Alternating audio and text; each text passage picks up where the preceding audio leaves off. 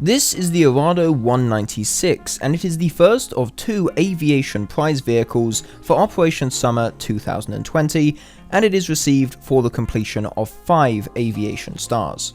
The 196 is a premium aircraft on the German line at Tier 1 BR 1.7 and is classified as a light bomber and hydroplane. It's also certainly worth mentioning that this is a user-made vehicle as created by Nova 29R and Joy Division, both of whom have worked on some really nice stuff, so links to their live.war thunder profiles will be in the description.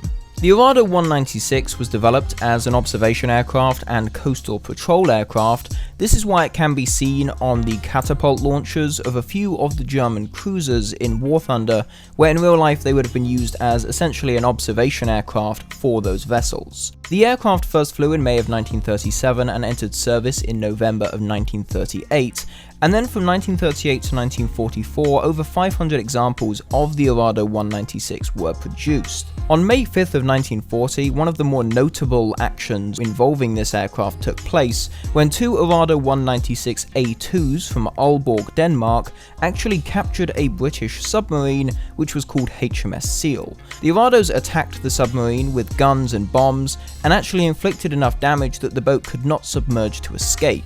One of the Arados then simply landed alongside the stricken submarine and the captain surrendered to the pilot. So moving over to the Arado 196 in War Thunder, we're going to start off by taking a look at the armament of the aircraft. The pilot control guns consist of a pair of MG-FF 20mm cannons and a single 7.92mm MG-17 machine gun. The two MG-FF 20mm cannons are mounted in the wings and have 60 rounds per gun of ammunition and a fire rate of 560 rounds per minute. Due to this, the guns do not tend to last that long, but can provide a reasonable amount of firepower for your early engagements. The cannons also have 5 ammunition belt types with default, universal, air targets, stealth, and tracers. After the ammunition in the 20mm cannons is expended, you will of course still have that 7.92mm MG-17 machine gun. This holds 500 rounds of ammunition and has a fire rate of 1,150 rounds per minute, with 4 ammunition belt types available with default, universal, stealth, and tracers. While the gun is relatively weak, it can put out a good amount of ammunition per minute, which does make it somewhat effective, especially against lighter targets such as enemy fighters. The Arado 196 also has a defensive gunner with a single 7.92mm MG-15 machine gun, which has 525 rounds of ammunition and a fire rate of 1,050 rounds per minute. The final piece of weaponry to mention for the 196 is a pair of 50kg bombs. These are fairly weak, all things considered, with only 25 kilograms of explosive mass per bomb, but with an accurate drop they can actually be quite useful in ground and naval battles. To get into the flight performance, the Arado 196 has reasonable maneuverability, but it is quite slow. The slow speed can put it at a disadvantage, especially in up tiers, although thankfully it does get a bomber spawn, which gives it an altitude advantage. Having this altitude advantage can be critical to defeating superior aircraft, and also allows the 196 to easily intercept enemy bombers at the start of games. A few other things of note: the Arado 196 does have a detailed cockpit. This was created by Joy Division and certainly looks quite nice. Personally, I'll be giving the aircraft a go in simulator battles in the near future, so it is nice to have a good looking cockpit to fly from. The 196 will also have a secondary skin that will be available as part of the Summer 2020 event. So now let's jump over to some gameplay. I played the vehicle a bit in ARB, and I also did a few games in naval battles to demonstrate how being a hydroplane allows it to capture points in that game mode.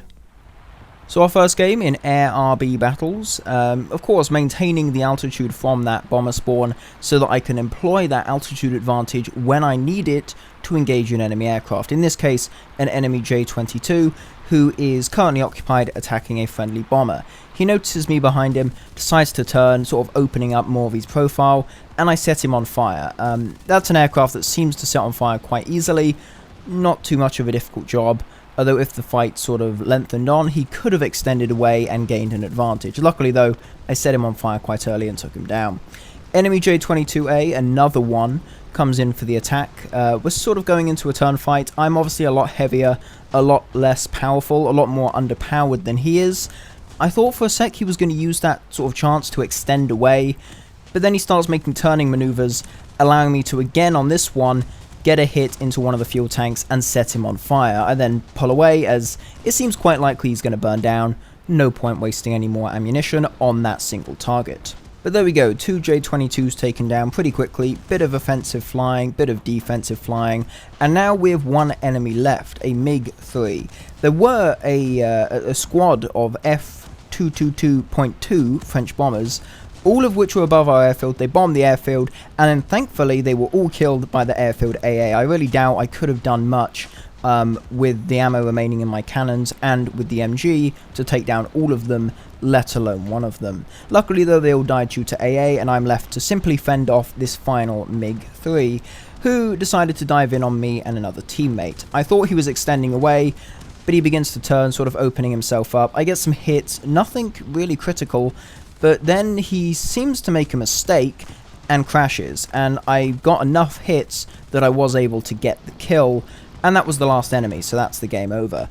And before the points fully tick down, I head over to some ground targets, decide to shoot some of them with the remaining ammunition in my MG-17 machine gun, and you know, that's just some extra points essentially. But 3 kills in that game against fighters, all of which I would say are superior in almost every way to this aircraft. All of them have much more powerful engines, more maneuverable, better climb rate, and in the case of most of them, better armament. At least they have a lot more ammo in their guns, and in the case of the Swedish J-22s, the 13mm machine guns that they have are much better than the guns on the Arado, in my opinion. So now moving over to Naval RB, we're going to take a quick look at this. As you can see, I'm capturing a base, and really this thing can come in handy in some certain maps. In most cases in low-tier naval, you spawn in, and all of the capture points are in relatively close proximity to the spawn points. Although occasionally, you get a more destroyer-tier gameplay map, where most of the points are actually really far away from the small boat spawns. And this is where this thing can really come in handy, because some of those points that are further away in those situations really won't have much focus on them. There won't be many enemy boats over there, if any, and the enemy aircraft will not tend to focus on them if there's no other boats there or if nobody's capping it. So you can go over to those points, you can land, you can capture the point, and then you can take off again and do what I'm doing now, which is killing enemy boats. Blew up an enemy torpedo boat, and then I go and engage an enemy aircraft, a Heinkel 112. He's flying around. That's the version with the 20mm cannons, so it could pose a slight threat to some of the weaker boats on my team by just going in and shooting them. So I attack him a little bit, get on his tail, get a critical hit, various damage to his aircraft, and he then decides to crash into an island, giving me my kill. But, you know, that's more or less it. A good demonstration of how you can just go into a naval game, capture a base if needed, and if it's a relatively safe thing to do. Of course, I wouldn't advise capping a base if it's surrounded by enemy vessels, because then you'll get shot and probably killed. But if there's a base out by itself where there's no one over there, go land, cap it as quickly as you can, and then take off, try and destroy some enemy aircraft, try and destroy some enemy boats, before you yourself get killed, as I am now, by that enemy CR-32. Well, now that we've looked at the vehicle in another game mode, let's jump back over to Air RB, where we are intercepting an enemy bomber, a B-18 Bolo. As said, if you have the altitude from that bomber spawn, you might as well intercept and attempt to shoot down an enemy bomber, if you come across them, as I did there. Knocked out the tail control. I don't want to waste all my ammo, so after I knocked out the tail control, I just sort of left him be.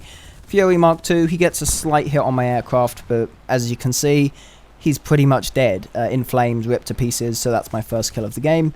MiG-3, he is a much more powerful aircraft, though I seem to have the maneuverability advantage here, which is why it's kind of weird that he then decides just to try and keep turning with me, allowing me to stay on his 6. His aircraft could very easily just extend away and then come back for a better attack run, but he seems to think that it's a good idea just to keep turning and allow me to stay on his 6 as I just chip away at his aircraft. Got a critical, just done some oil damage. He tries to wobble about a bit, but that's really not going to do much, and then I seemingly just get a pilot snipe, and that's him dead. And now we're going to take a look at something that really is something you will notice a lot when playing this aeroplane. The radial engine. Big frontal profile. If someone's shooting at you directly from the back or the front, it's got a big profile, and that's the engine gone.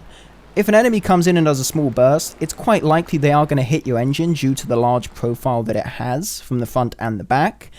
And even if it's a minor hit, the engine is kind of underpowered anyway, you sustain a little bit of damage, it's likely the damage is just going to get worse and worse, and the engine will die.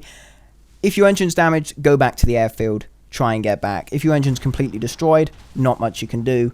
But I'll say it now, it is quite likely that you will lose that engine. And there's that B-18, my third kill of this game, just as I crash my aircraft and as I go down.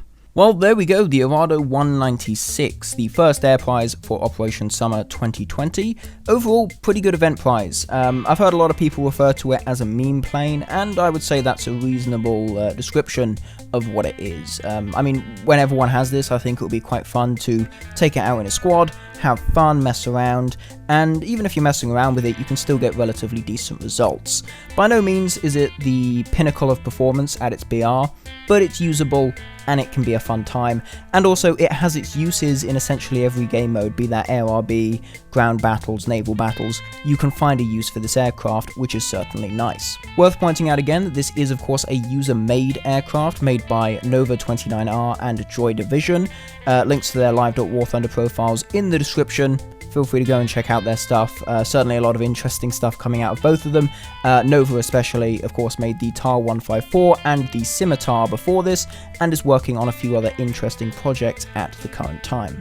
Of course, the Arado 196 is the same battle rating as the Focke-Wulf 189, another German event vehicle that has the light bomber classification, and an aircraft that I also reviewed quite recently.